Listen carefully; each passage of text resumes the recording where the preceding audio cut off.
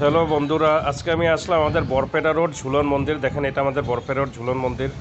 ঢুকে আপনার রাইট সাইডে শিব ঠাকুরের মূর্তিটা আছে। চলেন তাহলে ভিতরে যাই, সিঁড়ি দেওয়া উঠে ভিতরে দেখায়। দেখেন আমাদের ভিতরে এটা মন্দিরটা কত সুন্দর ডিজাইন, আর সম্পূর্ণ ডিজাইনটা বাইরের কারিগরে করছে। তো মানে আধুনিক ডিজাইনের সব কিছু, মানে একদম এক্সট্রা অর্ডিনারি টাইপ ডিজাইনগুলো করছে। মন্দিরটা খুবই সুন্দর।